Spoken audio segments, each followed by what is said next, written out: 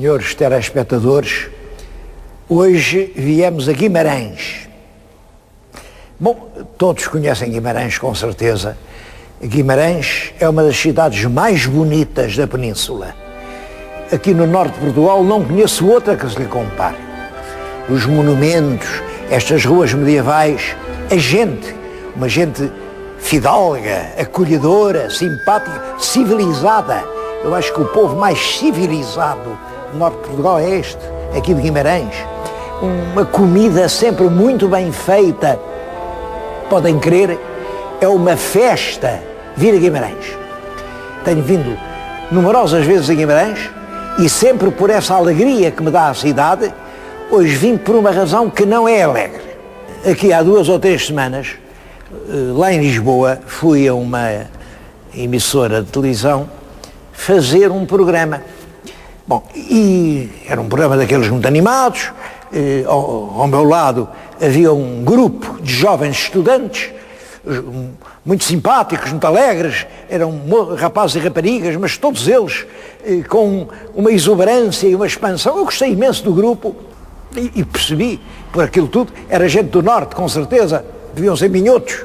Perguntei, vocês de onde são? Claro, veio a resposta, somos de Guimarães. E perguntei-lhes, são estudantes? Somos a 10ª A da Escola Secundária Martins Sarmento. Isso é em Guimarães. Pois é, somos de Guimarães. Bom, um grupo ali, 2 dezenas de jovens de Guimarães, eu gostei imenso de os encontrar, e dizia, e vocês, história sabem? Sabemos? Então digam-me lá, quem era o Martins Sarmento? Bom, eles olharam uns para os outros. Martins Sarmento. Bom, Martins Sarmento, isso a gente não sabe. Isso ninguém nos disse, a gente não sabe quem era o Martins Sarmento. Bom, e eu fiquei, olha para o grupo, e nenhum tinha nunca ouvido falar de Martins Sarmento. Martins Sarmento é a mais ilustre figura da cultura histórica portuguesa na cidade de Guimarães. Eu estou-lhes a falar numa das mais ilustres instituições científicas de Portugal, que se chama Sociedade Martins Sarmento. Devo-lhes dizer que a palavra Guimarães é conhecida em todo o mundo por causa do Martins Sarmento. Em todo o mundo, as instituições científicas mandam correio para a Sociedade Martins Sarmento e põem em baixo Guimarães. É por Guimarães ser sede da Sociedade Martins Sarmento que é conhecida em todo o mundo civilizado. Então, e aqueles pequenos, tão simpáticos, tão agradáveis, nunca tinham ouvido falar em Martins Sarmento. Eu fiquei indignado. Bom, mas depois caí em mim e percebi que eles não tinham culpa nenhuma. Eles não sabem porque nunca lhe ensinaram. E os professores que também não têm culpa nenhuma. Eles não lhe ensinaram porque isso não vem no programa. E quem tem a culpa é quem faz os programas. Os programas da história de Portugal não falam nas cidades portuguesas. É possível o programa estar aqui em Guimarães, fazer o curso todo, nunca ouvi falar na história de Guimarães. Se calhar eles nem sabem que Guimarães teve um papel fundamental no nascimento de Portugal. Foi aqui realmente o berço de Portugal. É possível estar em Braga e a história que eles aprendem nunca lhes fala nos arcebispos de Braga. É possível estar no Porto e a história que eles aprendem nunca lhes falam nas revoltas pelas liberdades do Porto. É possível estar em Lisboa e um estudante de Lisboa vão-lhe lá perguntar quando é que nasceu Lisboa. Ele sabe lá quando é que nasceu Lisboa. É espantoso, mas realmente a história da terra onde nós nascemos não faz parte dos programas da história de Portugal. E não faz parte porquê? Bem, eu já fui responsável por isso e podem agora, o Sr. telespectador está a perguntar, mas então porquê é que você não remediou isso? Devo dizer que sim, senhor, que remediei. Fez-se realmente um despacho ministerial, mandou-se a todas as escolas do país, dizendo, é história universal, pode ser substituída pela história da terra onde o senhor professor estiver a dar as aulas. O senhor professor tem é que informar o Ministério, claro, porque como depois iam os pontos, nessa altura os pontos iam todos de Lisboa e naturalmente a gente tinha que fazer pontos de acordo com o que lá se tinha ensinado. Não é justo perguntar a um estudante o que não se lhe ensinou. Houve só um professor, um só, foi o professor do Liceu de Moura, que respondeu que queria explicar antes a história da sua terra. Em todo o resto do país continua-se a dar a história universal com os programas daquele tempo. E hoje isto continua assim. Os alunos portugueses não sabem nada da história da sua terra. E é realmente a nossa terra que nos prende ao nosso país. Penso que isso é um defeito a corrigir quanto antes. Bom, estou aqui porque realmente aqueles pequenos jovens não sabiam quem era o Martins Sarmento e eu vim a Guimarães para falar de um homem que eu considero um dos mais ilustres portugueses do século XIX. Está junto de mim o vulto dele, Francisco Martins Sarmento, que dedicou a sua vida inteira a descobrir quais eram os ascendentes de Portugal. Este homem era português e tinha orgulho de ser português, mas fazia esta pergunta, está bem? E os nossos avós, quem foram? Bom, fez a pergunta e deu a resposta. E é isso que eu venho aqui recordar. Venho recordar a história desse extraordinário vulto da cultura portuguesa do século passado, que se chamou Francisco de Martins Sarmento.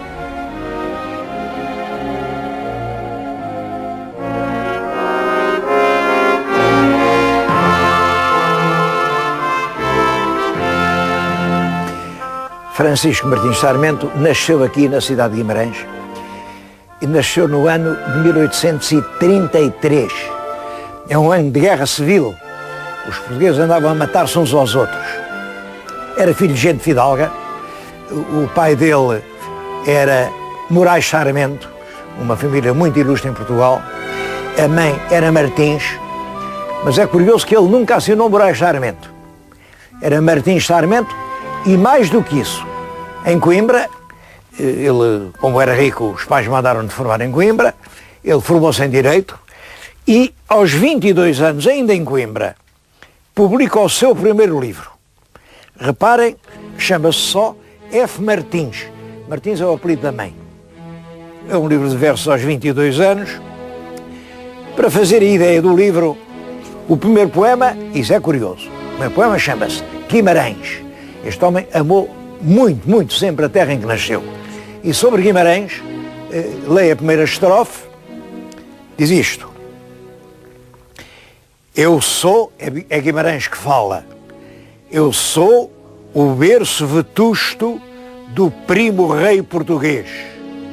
Eu sou o velho guerreiro dos feitos que ninguém fez.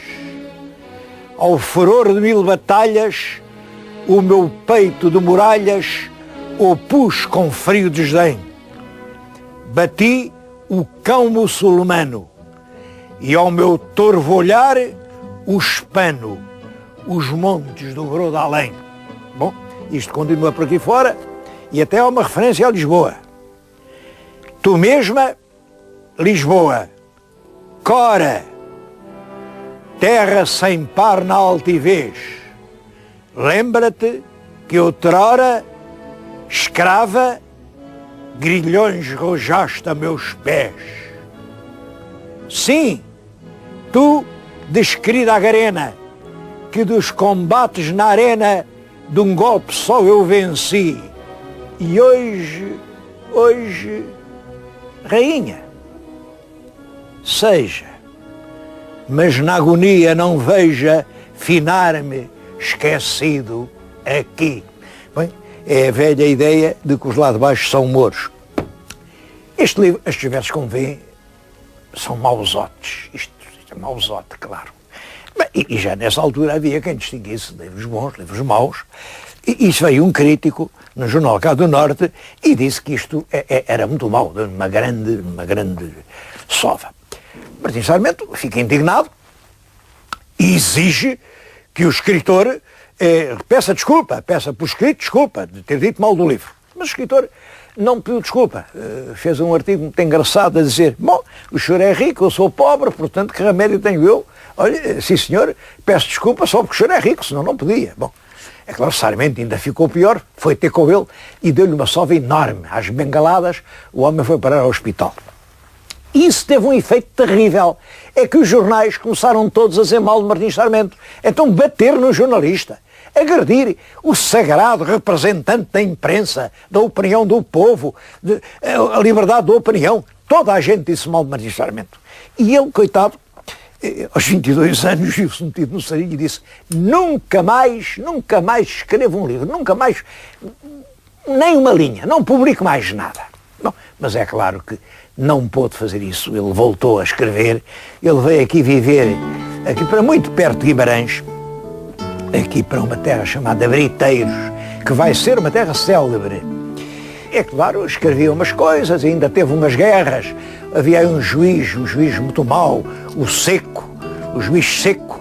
Ele teve uma revista para a Justiça, para derrotar o Seco, e ganhou. Foi ele quem ganhou, porque o Seco realmente era prepotente, era um tiranoide, e usava da sua magistratura para oprimir as pessoas humildes. Teve outra guerra, havia um sargento que fazia prisões à toa, e ele bem, era um valente, mas enfim, não fazia grande coisa, caçava perdizes. Saía da sua casa com uma espingarda, uma grande espingarda ao ombro, e ia às perdizes. Bom, e atravessava os montes. Havia diante da casa dele um grande monte, o Monte São Romão, e ele ia e dava assim uns pontapés de umas pedras, e às vezes eram umas pedras esquisitas, umas pedras que parece que já alguém... E ele começa a ver aqueles muros, havia ali muito muro, não eram muros como os outros. Havia uns muros, aquilo não eram muros, eram redondos. Bom, ele, com curiosidade, manda os seus trabalhadores escavar aquilo e começam a surgir-lhe casas, habitações, ruas, vestígios de uma cidade de há muitos anos. Bom, e é assim que ele, a partir dessa altura, dedica toda a sua vida a fazer surgir outra vez a grande cidade, ele é que pôs o nome, a Citânia de Briteiros. O Monte São Romão era ocupado por uma grande cidade, que talvez a mais importante de todas as cidades da cultura castreja, há quem chama até a capital da cultura castreja. E ele, durante anos e anos, trabalhando ali sozinho, sem subsídios de ninguém, faz aparecer a cidade dessa cultura castreja. Bom, era a cultura que havia aqui há 3.000 anos. É isso que torna Martim Sarmento uma personagem extraordinária. Nas ruínas da cidade morta iam aparecendo os vestígios da vida daquela gente. Bom, primeiro, muitos bocados de barro, de vasilhas, os pratos em que comiam, as escudelas, os vasos onde fabricavam a comida, depois as próprias mós com que eles faziam o pão. Há uma coisa muito curiosa, eram pedras que já tinham o nome dos moradores. Isso é engraçado. Cada gente começava a aprender a escrever. Isso, claro, eram os romanos que lhe ensinavam. Os romanos chegaram aqui, mas eles ainda escreviam assim muito mal, aprenderam mal. Bom, mas depois, numas zonas mais profundas, começam a aparecer tesouros. Estamos aqui junto de nós, tudo isto são peças de ouro com que, naturalmente, os reis e as rainhas se enfeitavam. Há aqui arrecadas que com certeza eram de alguma princesa, os torques, é ouro, ouro puro. Bom, mas isto tem uma técnica, uma forma de decoração original. E aí começa Martim Sarmento a pensar, mas de onde é que vem esta civilização? No tempo dele dizia-se, bom, o que é antes dos romanos vem dos celtas. Os celtas são um povo que veio do centro da Europa, que irradiou para aqui, irradiou para muitos outros pontos, irradiou para Atenas, Bom, Mas isto não é céltico, não há dúvida nenhuma, isto não é céltico. Então, que será? Uma outra hipótese, isto eram iberos. Bom, e Martins Sarmento coloca o grande problema da sua vida. Afinal, os lusitanos eram descendentes, os lusitanos são os ascendentes dos portugueses, não há dúvida nenhuma. Agora, e os lusitanos eram descendentes de quem? É esse problema que Martins Sarmento dedica toda a sua vida e toda a sua obra, e os problemas que ele colocou ainda hoje estão sem solução. Ele dizia, e eu creio que com toda a razão, que há nisto influências de povos do Oriente, povos que vinham lá do Próximo Oriente e que, por alguma razão, tocaram aqui. Os livros de Martins Sarmento não obtiveram, enfim, uma projeção mundial porque eram escritos em português, mas penso que eles contêm algumas das propostas mais inovadoras e mais valiosas para a compreensão desse grande movimento de povos que há nos séculos que precederam a invasão romana. Estas são joias de um valor inapreciável, é que lá estão depositadas em boa segurança num banco, e eu devo à Sociedade Martins Sarmento ter-me permitido mostrá-las. Tudo isto foi o Martins Sarmento que encontrou, e tudo isto ele deu a esta sociedade, depois se criou com o nome dele.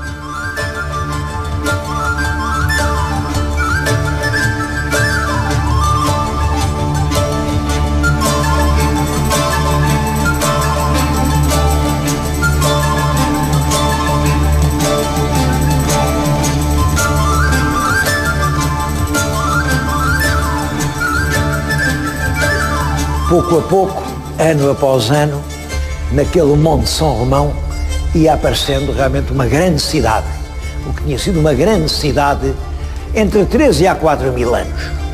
Uma grande cidade totalmente desconhecida. Tinha ali vivido um povo com características próprias. Nos objetos viam-se marcas que revelavam uma maneira de ser diferente de tudo o que se conhecia até então. Bom, e Martins Sarmento, quando já o monte está praticamente escavado, as casas já se podem ver, as casas circulares, traz aqui os membros de um congresso arqueológico em 1880. Agora estou-lhes a falar num museu, um museu também fundado pela Sociedade de Martins Sarmento, que é o Museu da Cultura Castreja. E quem entra aqui começa por ver um pequeno filme que conta toda essa história. E vale a pena ver isso. Bom, vêm aqui os sábios de todo o mundo. Está-se na altura do Schliemann.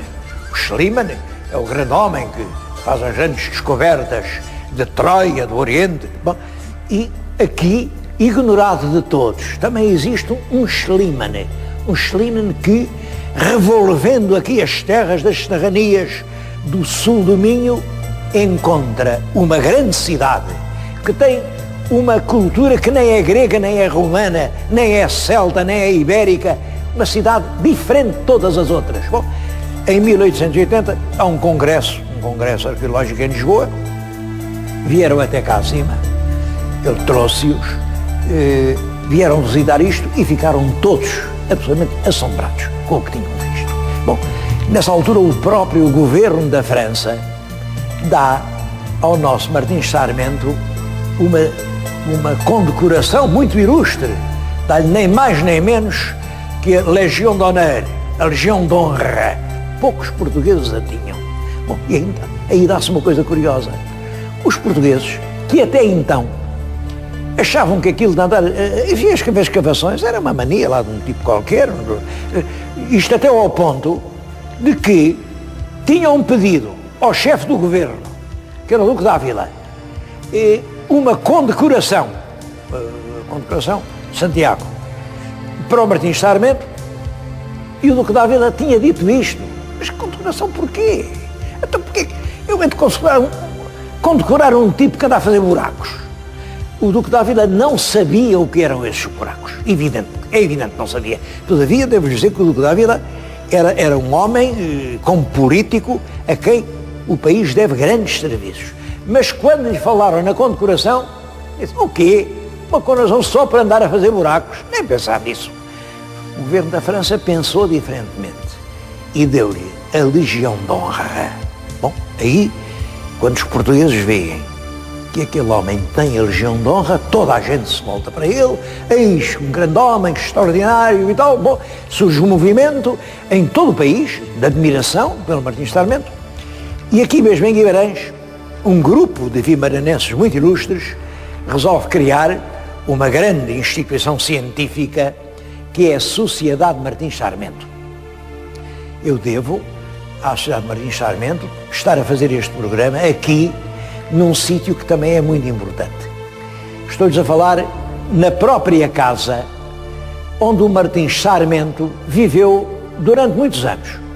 Isto era um solar de família, aqui em Briteiros, este lugar é a terra de Briteiros, em frente avista-se um grande monte, era o tal Monte de São Romão, era daqui de Briteiros que ele saía, ia monte acima, bom, e aqui na casa que foi dele, instalou-se agora um museu, chama-se Museu da Cultura Castreja.